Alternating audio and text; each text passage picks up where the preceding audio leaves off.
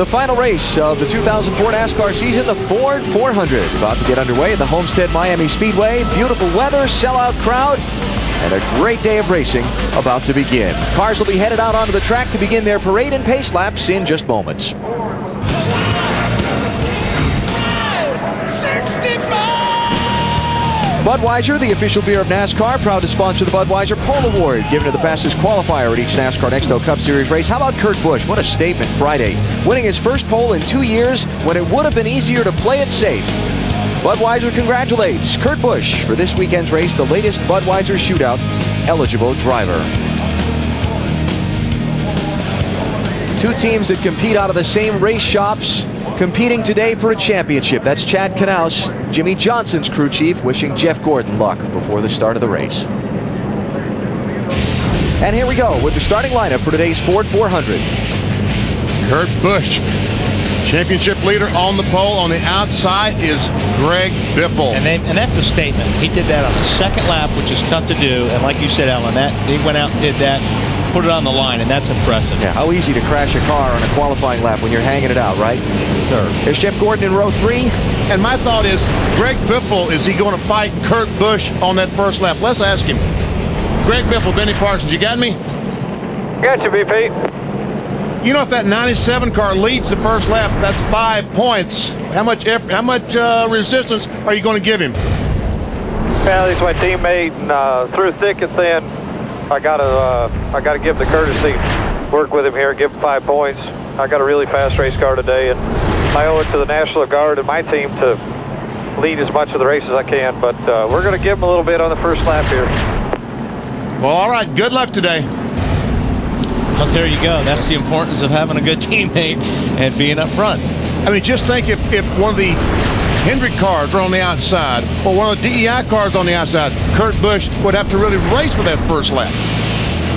And turn 1, lap 1 is always such a tense time. It's got to be a little relief to Kurt if he and Greg Biffle have had this conversation already. Right. It takes the pressure off the drivers in the front row right now, knowing what the other guy is going to do. And you say, hey, look, I'm going to take the inside and let me get clear and get that first lap behind me. And like you said, it's going to be real busy behind him. You've been watching the starting lineup come by. We have not seen yet the second place driver in the championship. And we're not going to see him in this row. Yep. As a matter of fact, not even in this row.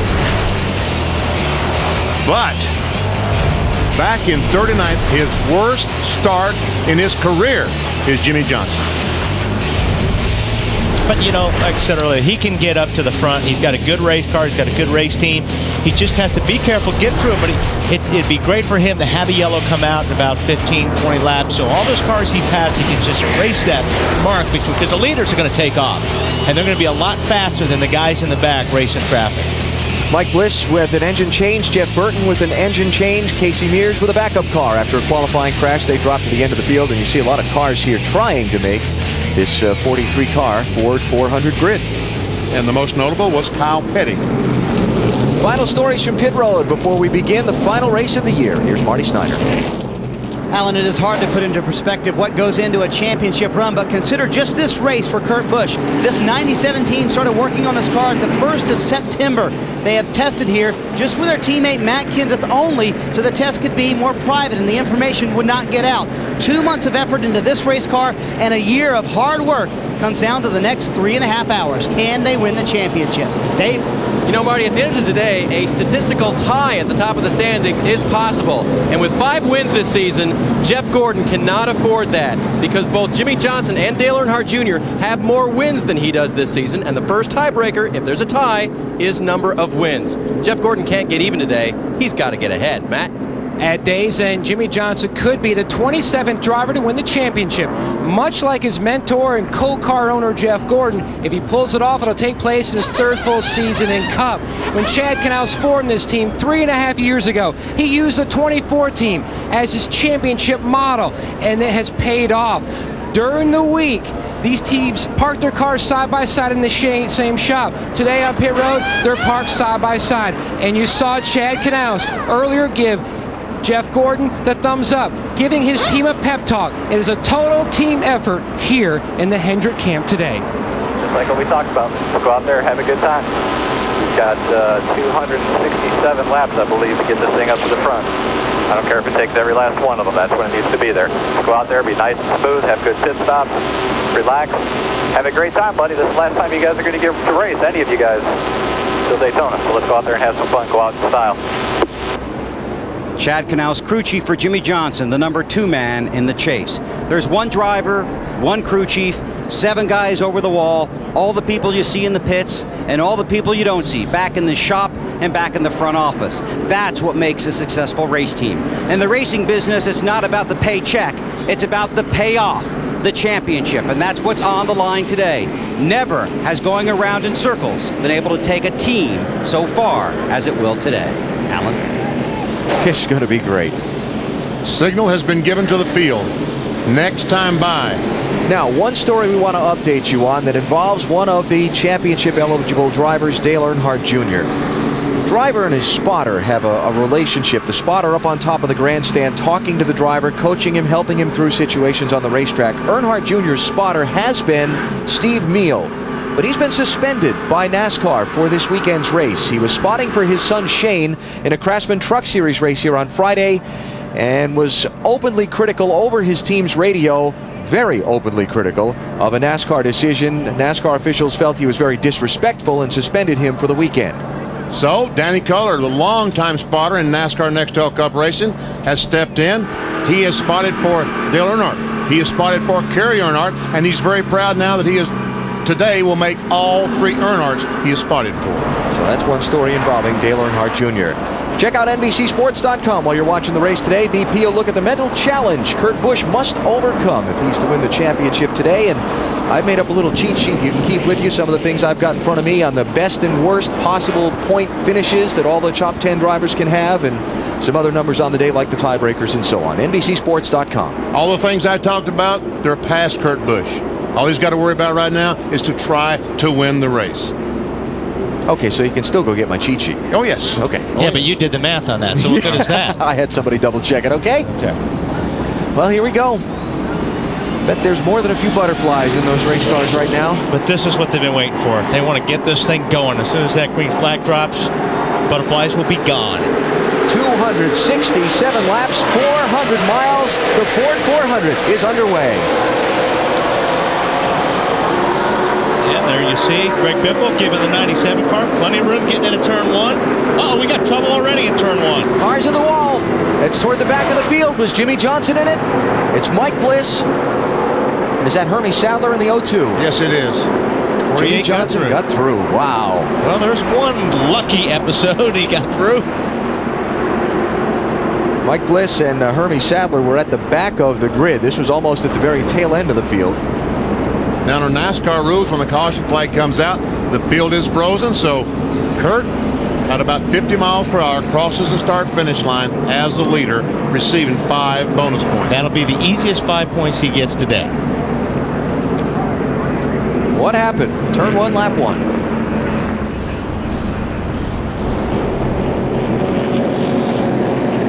It's Bliss coming at you left of the screen. Hermie just goes around, looks like. No, he made contact with somebody. Somebody hit him in the left front, and he lost control. Yeah, I didn't see that. Yeah, he was way up high going into turn 1. There were 3 abreast. There was no room, and it looks like Bliss just spun it to avoid Hermie. Jimmie Johnson.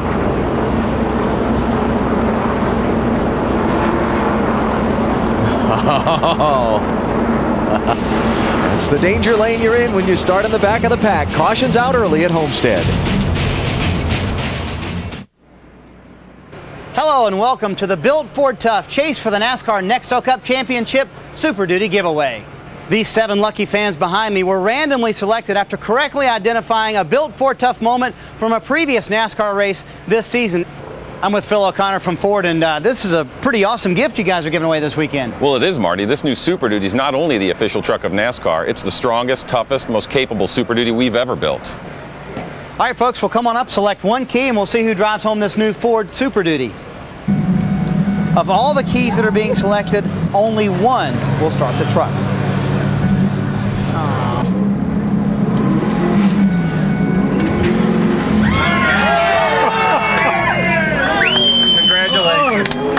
On behalf of Ford, enjoy your new Super Duty. Oh, thank you so much. Well, that's it from Victory Lane at the Ford 400.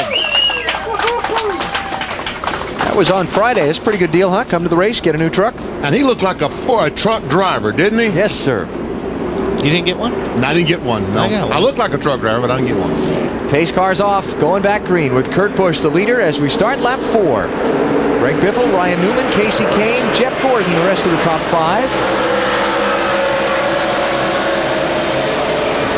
Difference is now it's a single file restart instead of the double file start. But Jimmy Johnson's even further back from the leader right now because it's single file.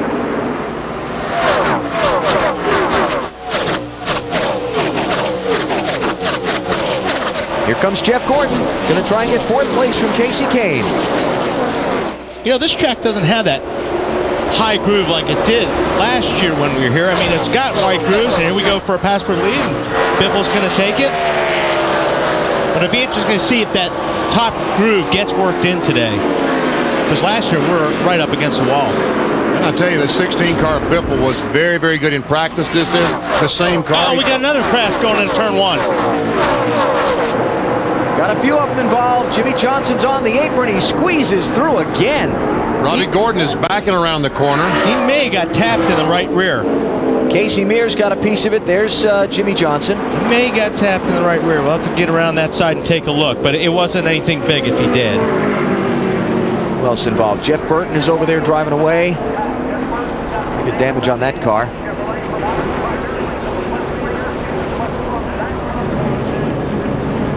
Jeff Gordon moved up to the 4th position.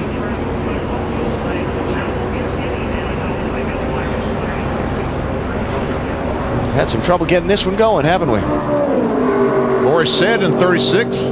Next year is going to run about 10, 12 races. All right, there's Jimmy Johnson right there at the bottom of the screen. Looks like somebody gets tapped or gets loose right in front of Bobby Hamilton. Oh, I think Robbie Gordon nipped the back of Jeff Burton. And watch the 48. I think, yep, he got just tapped by Kenny Schrader. I think Boris said was the first car to spin. I think Robbie Gordon might have gotten in the back off Boris said. Hamilton got in the back. Watch Jeff Burton's car right there. Okay. Right. Hamilton does, that's right. And then Robbie hit Jeff when Jeff jumped on the brakes.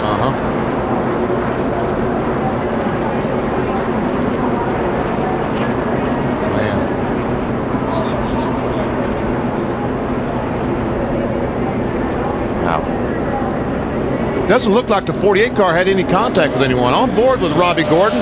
We'll see what he sees. Oh, man.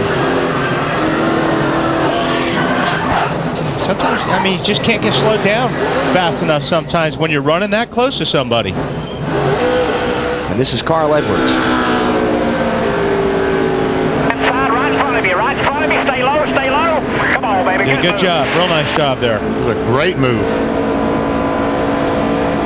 Bill? Well, Jimmy Johnson preparing to come down pit road. This would be his 2nd stop. He stopped under the earlier caution to top off with fuel. And they also made a chassis adjustment. And Wally and Benny, and you saw that, that looked like a big chassis adjustment. I asked crew chief Chad Canals about that. He said they changed the wedge because of how hot it is. It's hotter than they thought it was going to be. Under an early caution here in the Ford 400 at Homestead, Florida. You're watching NASCAR on NBC.